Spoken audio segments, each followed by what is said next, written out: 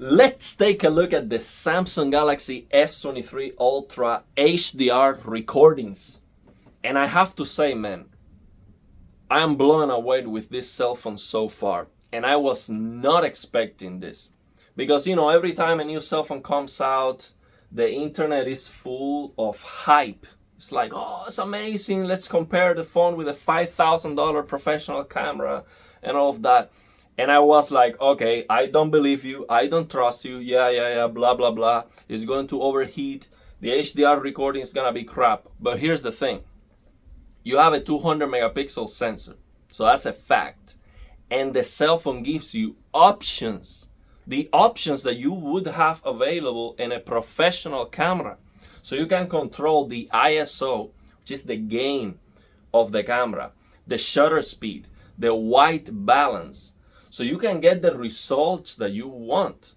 It is not like automatic and then you have no control over the settings. So you can actually get a good picture and the colors don't look like overly saturated, wild everywhere. You have control. So the other thing, the cell phone just doesn't overheat. I recorded yesterday 27 minutes video, just taking the phone out of the box. I recorded a 27 minutes long video and then I hit the power button by mistake. Immediately I started recording again and I recorded 1 hour and 10 minutes. So 27 and then 1 hour and 10 minutes. No overheating. That was 4K 60. It was SDR, not HDR, but the phone doesn't overheat. So that's incredible. That's absolutely amazing. I was not expecting that. This is Far Cry 6. Sometimes there's a bug. You need to restart the safe. Let me restart this. I don't know why that happens. The HDR in this game is one of my favorite, especially because of the colors. So I was expecting the phone to overheat. It is normal. It's a cell phone. With a Google Pixel 7 Pro, I was getting overheating like after 25 minutes. The cell phone was overheating. It was getting very hot. So to have the phone just record forever, that's insane. You have professional DSLR cameras. They are, photo cameras, not video cameras. They are not camcorders. But you have a lot of those DSLR cameras that they overheat after 30 minutes. So to have a cell phone with a 200 megapixel sensor that you can record forever, no overheating, that's just insane. Absolutely insane. And of course, maybe if you are on the desert on a summer day or the sun is out, maybe the temperature of my room right now is 70 Fahrenheit. So this is very, very good conditions. So I'm not saying that this is gonna be the case anywhere. So right now 21.4 Celsius. But I was not expecting that, man. And I'm not doing this video to hype up the phone. It's a $1,400 phone. So I got the 512 gigabytes. That's like $1,400, but because I pre-ordered it, it was $1,200. So it is a very expensive phone. Of course, it has to be good. But my experience, for example, with the Google Pixel 7 Pro, which I paid $950, it was crap, man. Absolutely crap. Like I didn't have any options available for the recordings. It was 4K 60 SDR or 30 with HDR, and the HDR was absolute trash. It was just SDR and the phone using post-processing to make that HLG. So it looks brighter, but it was so terrible. Like it was clipping everywhere. And of course, if that phone has the options, you can get a much better result, but couldn't figure out how to get, like a third-party program or something to get better options, and the phone was overheating anyway. So it is not because, it's expensive phone, of course it has to be good. That's not always the case. So I'm telling you, so far I am just blown away. The only thing that it is not fantastic, and I've seen some reviews saying that, the phone has an amazing battery life. It's not amazing, okay? Of course, I'm not expecting the battery to last too long, especially when I am recording, all the time and testing the phone. Of course, I understand. And I can tell you that, for example, yesterday, when I took the phone out of the box, the battery was at 61%.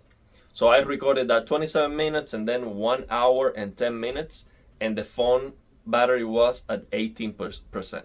So from 61% to 18% after recording like 1 hour and 37 minutes, 4K 60, I think that's okay.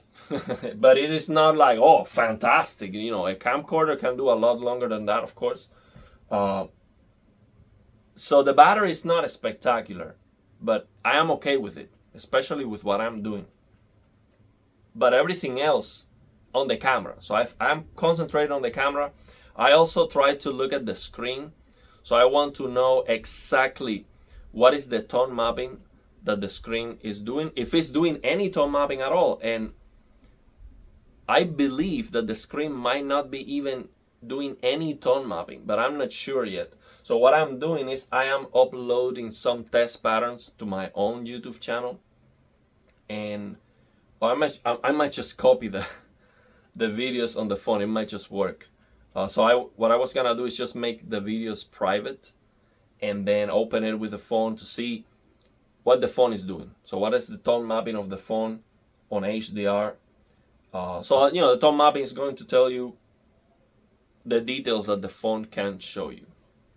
And also I was opening some near black test patterns, and I think the phone is crushing a little bit, but that's normal because the screen is brand new. So the OLED screens like this LG C1 out of the box is going to crush the blacks a little bit. So I think the phone is crushing blacks a little bit, but that's expected. But yeah, I'm still testing the screen, and I want to compare the screen with the LG C1 on HDR. But so far, I believe the screen is able to show like 1200 nits separation.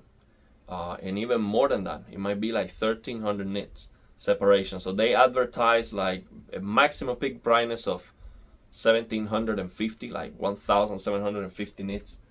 I don't think that has to be like in a very, very, very tiny window. So I don't think that's gonna be relevant. But if the phone can do 1200 nits, like in a 10% window size, something like that, I think that's still pretty good. And yeah, I want to compare it with the LG C1 to understand exactly what the phone is doing. But if the phone is not doing any tone mapping at all, that would be interesting. I'm not sure about that. So yeah, I still have to test more the phone, and of course I'm going to test gaming, and I want to ultimately do a review. I'm not gonna change this channel now to to Samsung Galaxy S23, but I will do a review after I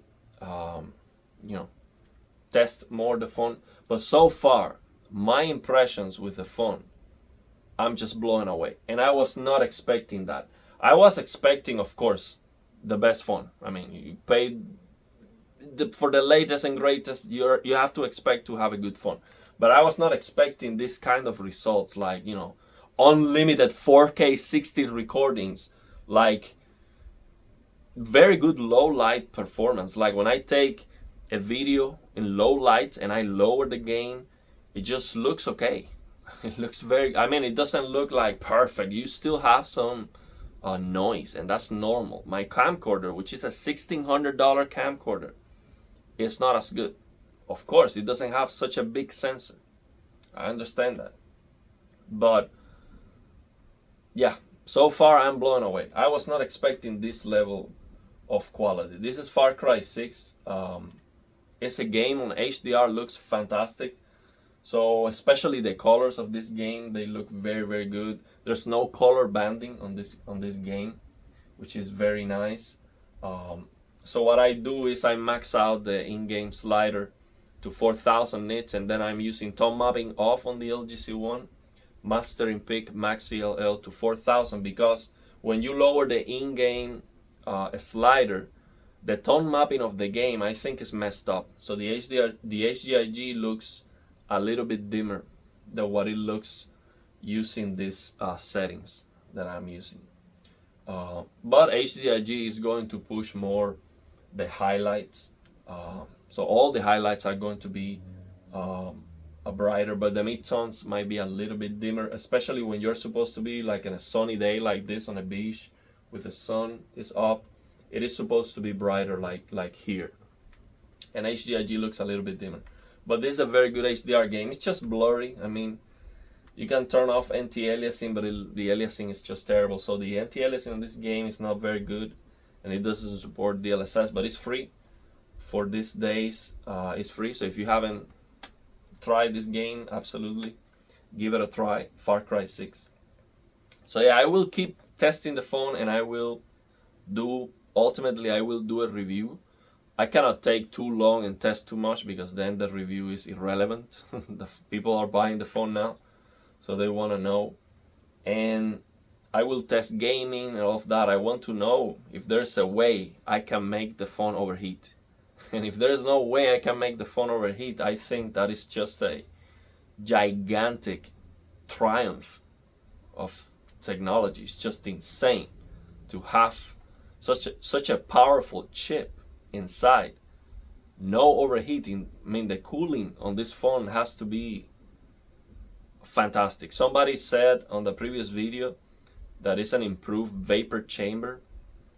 So definitely there's some thoughts on the cooling, because that's not expected. Like unlimited 4K 60 recordings, that is not expected under any temperature conditions. So yeah, let me know your thoughts and opinions, and if you have any questions. If you ask me right now, I definitely recommend it. It is a very expensive phone, but you're getting what you're paying for. And for example, my experience with the Google Pixel 7 Pro, which I paid $950, okay? Like almost $1,000. It was not good at all. The phone was overheating. The HDR recordings are looking like crap. Absolute trash. So it was not a good experience at all. And so yeah, my point is that if it's expensive, it doesn't mean it's gonna be good. So I'm telling you, I can definitely recommend it so far for recordings. So as doing other things, I haven't tested it yet. But if you care about taking pictures and videos on the go, and you want the highest quality possible, you want no overheating, long recordings, to do like a podcast, I don't know, do 4K 60 podcast, but I don't know. Whatever you want to do, if it's long videos and you want to have the best camera, I can definitely recommend it. I am blown away with it. So let me know how this looks. Trying to record on HDR this game. I think it looks fantastic. I still have to nail the settings. That's one of the biggest things. To have control over those settings is just amazing, because you can get the result that you want. So right now, the settings that I am using, I think it is, I forgot. I think it's like, yeah, I would need to look in the back. I don't remember. I might post them on the comments, or if somebody asks me, I will say it.